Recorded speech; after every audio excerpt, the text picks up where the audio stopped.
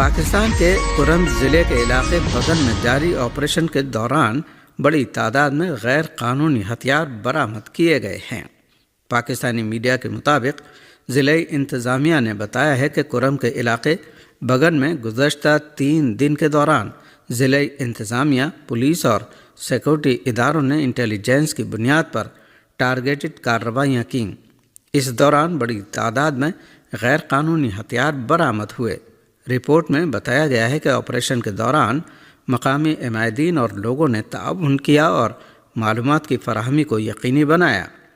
Security forces کے اقدام کو علاقے میں دیرپا امن کے قیام اور جرائم پیشہ عناصر کے خاتمے کی طرف ایک اہم قدم کے طور پر دیکھا جا رہا ہے۔ ضلع انتظامیہ کے مطابق علاقے میں ممکنہ طور پر سامان رسد لے کر آج قافلہ پارا چنار کے لیے روانہ ہوگا۔ خیال رہے کہ کرم ضلع کے صدر مقام پارا چنار سمیت اپر اور لوئر کرم کے 100 سے زیادہ دیہات 3.5 ماہ سے محصور ہیں۔ 21 نومبر کو پشاور سے پارا چنار جانے والے قافلے پر دہشت گرد عناصر نے حملہ کر کے بچوں اور عورتوں سمیت تقریباً 50 بے گناہ افراد کو شہید کر دیا تھا۔ پاکستانی سیکورٹی فورسز نے بڑی کارروائی کرتے ہوئے افغانستان سے اسلحہ پاکستان اسمگل کرنے کی کوشش ناکام بنا دی ہے۔ سیکورٹی ذرائع کے مطابق فوجیوں نے 8 جنوری کو غلام خان بارڈر ٹرمینل پر اسلحہ بردار ٹرک قبضے میں لیا اور غیر ملکی اسلحے کی بڑی کھیپ پکڑ لی۔ ذرائع کا کہنا ہے کہ ٹرک سے جدید ساخت کا غیر ملکی اسلحہ اور میگزین برآمد کر لیے گئے۔ برآمد شدہ غیر ملکی اسلحے میں 26 M16 رائفلیں شامل ہیں۔ M4 رائفلوں کی 292 میگزینیں اور 10,000 سے زیادہ گولیاں شامل ہیں۔ ذرائع کے مطابق کلاشنکوف کی 9 میگزینیں اور 244 گولیاں بھی پکڑی گئی ہیں۔ اس کے علاوہ پکڑے گئے اسلحے میں لائٹ مشین گن کی 744 گولیاں بھی شامل ہیں۔ سیکورٹی ذرائع کا کہنا ہے کہ برآمد کیا گیا اسلحہ ٹرک میں ڈرائیور کیبن میں خفیہ مقام پر چھپایا گیا تھا۔ ٹرک میں اسلحے کے لیے کمپارٹمنٹس اور پیکنگ افغانستان میں ہوئی۔ یہ ہتھیار اور گولہ بارود پاکستان میں دہشت گردی میں استعمال ہونا تھا۔ سیکورٹی ذرائع کا کہنا ہے کہ متعدد بار فتنہ الخوارج کے خارجیوں سے غیر ملکی اسلحہ برآمد ہوا ہے۔ غزہ میں جنگ بندی سمجھوتے کے نافذ ہونے کے باوجود غزہ پٹی کے مختلف علاقوں پر صہیونی حکومت کے جارحانہ فوجی حملوں کا سلسلہ جاری ہے۔ اس دوران ایک امریکی شہری نے صہیونی مخالف کارروائی میں 3 صہیونیوں کو زخمی کر دیا ہے۔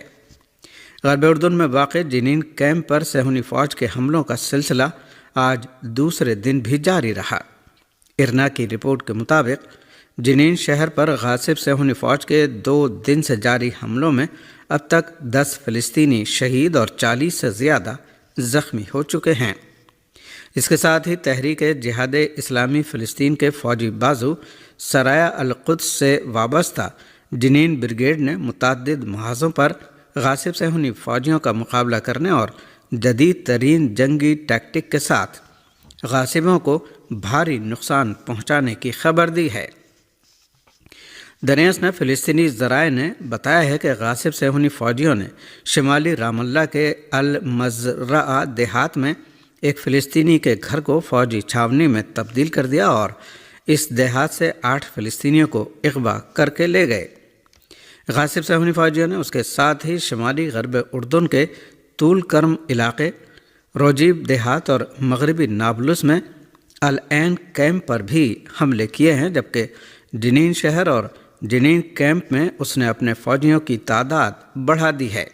اس کے ساتھ ہی فلسطینی ذرائع نے جنین شہر میں سرکاری اسپتال کے سامنے کے اسٹرکچر کو تباہ کر دیے جانے کی خبر دی ہے۔ ادھر صہیونی حکومت کے میڈیا ذرائع نے تل ابیب میں فلسطینیوں کی شہادت پسندانہ کارروائی میں 3 صہیونیوں کے زخمی ہونے کی خبر دی ہے۔ فلسطین الیوم چینل نے صہیونی حکومت کے ذرائع ابلاغ کے حوالے سے کہا ہے کہ تل ابیب میں غیر آتشی ہتھیار سے حملے کے نتیجے میں 3 انتہا پسند صہیونی آباد کار زخمی ہو گئے۔ رپورٹ کے مطابق اس کارروائی میں زخمی ہونے والے صہیونیوں میں سے ایک کی حالت تشویشناک بتائی جاتی ہے۔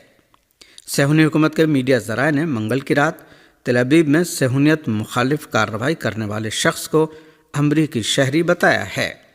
صہیونی میڈیا کا کہنا ہے کہ یہ کارروائی انجام دینے والا ایک مراکشی نژاد امریکی شہری ہے۔ رام اللہ نیوز ویب سائٹ نے صہیونی حکومت کے ذرائع ابلاغ کے حوالے سے مزید کہا ہے کہ تل ابیب میں صہیونیت مخالف آپریشن کرنے والا ایک مراکشی نژاد امریکی سیاح ہے جو چند دن پہلے ہی مقبوضہ علاقوں میں داخل ہوا تھا۔ اس درمیان غزہ میں فلسطین کے محکمہ صحت نے بتایا ہے کہ 7 اکتوبر 2023 سے اب تک غزہ میں شہید ہونے والوں کی تعداد 47,117 ہو گئی ہے۔ غزہ کی وزارت صحت کے مطابق گزشتہ 24 گھنٹے میں کم سے کم 82 شہیدوں کی لاشیں اسپتالوں میں لائی گئیں۔ اس رپورٹ کے مطابق ان میں سے 68 لاشیں ملبے کے نیچے سے نکالی گئیں اور ایک فرد زخموں کی تاب نہ لاتے ہوئے شہید ہو گیا۔ غزہ کے محکمہ صحت نے بتایا کہ اب بھی بہت سی لاشیں سڑکوں پر اور منہدم شدہ عمارتوں کے ملبے تلے دبی ہوئی ہیں، جنہیں امدادی کارکن وسائل کے فقدان کے باعث باہر نہیں نکال سکے ہیں۔ دہشت گردی کی کارروائی میں حزب اللہ کے ایک اعلیٰ عہدیدار شہید ہو گئے ہیں۔ لبنانی میڈیا کے مطابق دہشت گردوں نے مغربی بقا میں حزب اللہ کے اعلیٰ عہدیدار شیخ محمد حمادی کو ان کے گھر کے سامنے فائرنگ کر کے شہید کر دیا۔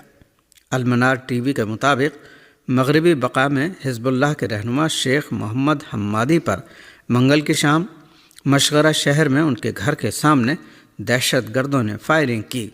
گولی لگنے کے بعد شیخ حمادی کو مقامی اسپتال لے جایا گیا، لیکن زخموں کی تاب نہ لاتے ہوئے وہ شہید ہو گئے۔ غزہ میں امدادی ٹیموں نے ملبے تلے سے 120 فلسطینیوں کی لاشیں نکالنے کی خبر دی ہے۔ غزہ میں امدادی ٹیموں کے ایک عہدیدار نے آج بتایا کہ گزشتہ 48 گھنٹے میں ملبوں سے 120 فلسطینیوں کی لاشیں نکالی گئی ہیں، جن میں سے اکثر کی صرف ہڈیاں بچی ہیں۔ امدادی ٹیموں کے عہدیدار کا کہنا ہے کہ اندازے کے مطابق 10,000 سے زیادہ فلسطینی اب بھی ملبے تلے دبے ہوئے ہیں، جنہیں اب جنگ غزہ کے فلسطینی شہداء میں شمار کرنا چاہیے۔ انہوں نے یاد دہانی کرائی کہ صہیونی حکومت کی فوج نے غزہ جنگ کے دوران عام شہری علاقوں پر بڑے پیمانے پر بمباری کی ہے، جس کے نتیجے میں گھروں کے تباہ ہونے کے ساتھ ہی امدادی کارروائیاں بھی متاثر ہوئی ہیں۔ رپورٹ کے مطابق تباہ شدہ عمارتوں کے ملبوں اور میدانوں سے اٹھائی گئی لاشوں کی تعداد اب 120 تک پہنچ گئی ہے، جبکہ اسپتالوں میں 56 فلسطینیوں کو زخمی حالت میں بھی لایا گیا تھا۔